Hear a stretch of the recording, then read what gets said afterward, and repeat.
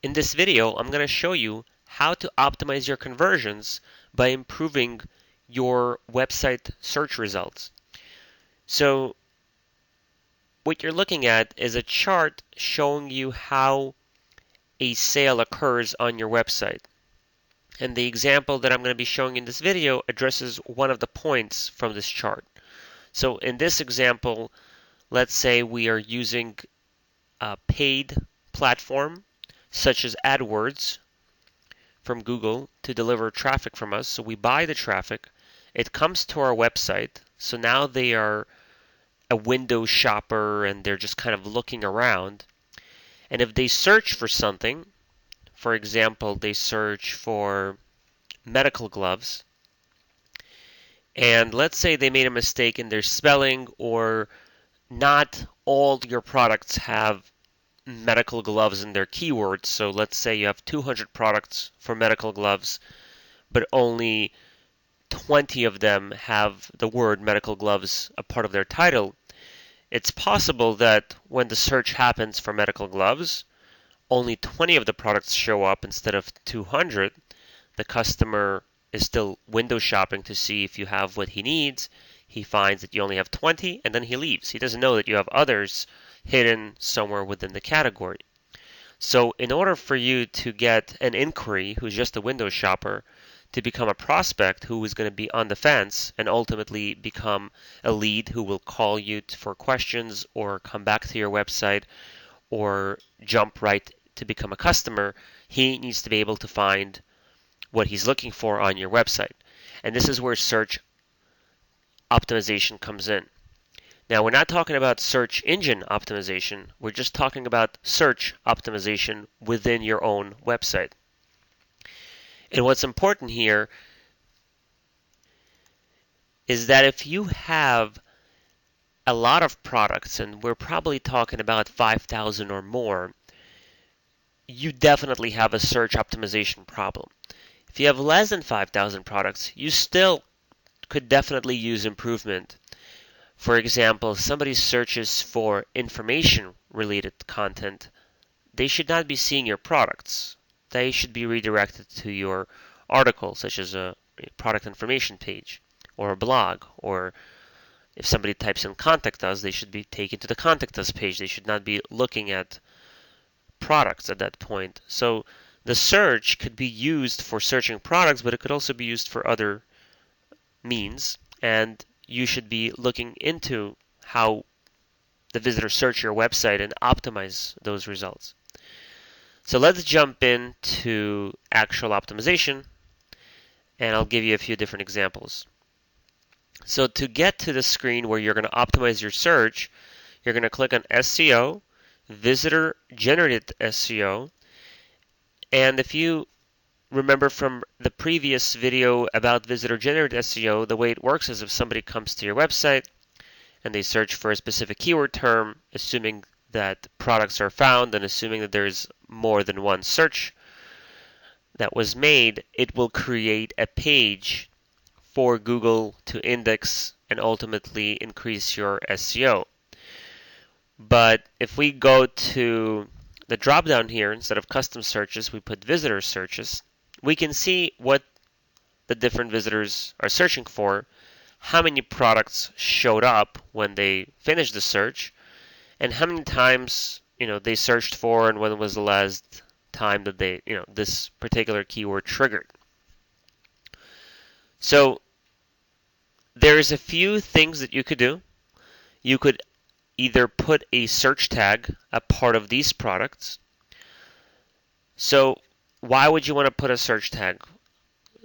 For example, if I know that 25 gauge could also be searched for gauges, such as singular or plural, our system automatically searches singular and plural regardless if you type the word, but let's just assume for a second that it doesn't. Or in this case, it says insulin needles. So we might want to say add a search tag, and it says, see, you're going to add a search tag to all 97 products.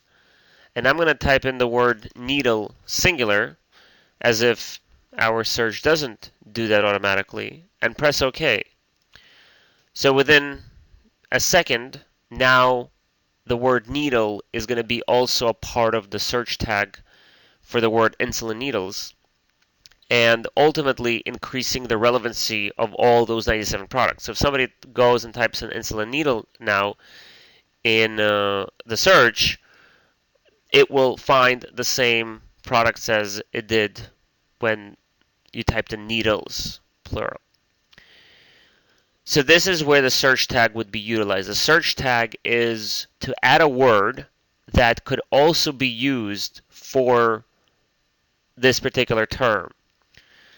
So for example, again, if it says syringe capacity, let's say you want to add another one called syringe space, or again, whatever the keyword you feel that people will search for, you can add a search tag. Now let's say, for example, that when somebody types in the word syringe, you don't want to show them 479 products because you have no idea which syringe they want, and instead you want to redirect them to a category page. So you simply click the redirect button, and you have different options. You can either redirect them to a different keyword, and the reason why you would want to do that is if somebody misspelled a word. So let's say when they spelled syringe, they missed the Y, or they spelled some weird word and you want to just redirect them to a new word, you can just type in the keyword here. If you want to send them to a whole new URL, you click on URL redirect and you can type your URL in here, or you can click on search and we actually give you a shortcut to search for categories, article, navigation, information pages, and so on. So in this case, I want to send people to the category page where they can find a whole selection of the different syringes. So here we have needles and syringes, and I'm going to click on that, and I'm going to say, if they typed in just syringes, I'm going to just take them to this particular category, which is actually a subcategory of this. And the URL pre-populates for me. I just press save, and that's it, and I'm done. You don't have to press save or anything like that, and it's going to work. Now let's say that you want to see the results now. You want to go to the site and type it in and see how the redirect is actually functioning. So we're going to go to the site, and you simply come here and you type in the word syringe, and you'll notice that it's taking me to a category versus taking me to a search result with 479 products. But if you added a search tag, the search tag requires the reindexing to happen of your search results.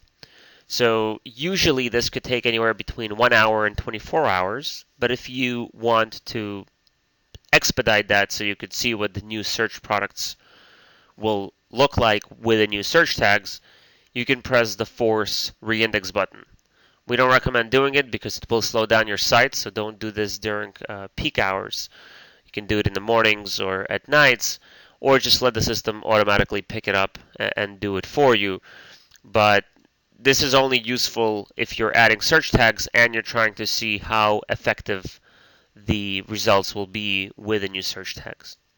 So this is pretty much it. This is how you would optimize your search. I recommend that you check this daily in the beginning, and once you see the results stabilizing where you don't really have that many new searches, you could check back on the results once a week. But this is definitely something that must be done and should not be left unnoticed, because if people are searching for your products over and over again and cannot find something that you have, you're ultimately losing customers. So you're doing all this work to get them into your store through organic SEO and paid SEO and so on, but then once they get to it and they search for the products, they can't find what you actually have, and then they leave, and you ultimately keep losing clients on a daily basis. The one last thing that I wanted to cover is custom searches. Once you made any kind of changes, they will go into custom searches. They will not go into visitor searches anymore, because custom means you modified something, especially when it comes to the redirect. Now, if you press the add button, you could add keyword phrases that you believe customers will search for. Usually you pick those up from the Google AdWords tool, and you can create new pages and new ideas and new search terms and ultimately redirect them if you feel you need them. Another idea is if you're doing a migration, you may want to go back to your Google Analytics and see all the terms that people search for in your Google Analytics, export them out, plug them in here, and then see what kind of results you're going to get on the website and if you like them before you go live. So you could, let's say, import 100 keywords that are most popular and then go to the site, type in the keyword, and see what results you get. And if you're not happy with the results, you're going to go back here, what I showed you in the beginning of the video, and you're going to add the search tags or do the redirects to the category pages, ultimately making your search results perfect. So when your customers are searching for products, they'll be able to find what they're looking for. If you do need assistance in getting a virtual assistant to go and optimize your search results for you because you don't have time, that's not a problem. Just inquire in your Skype group and we'll be happy to assist you with that. Thank you, and I hope you'll take advantage of this new tool.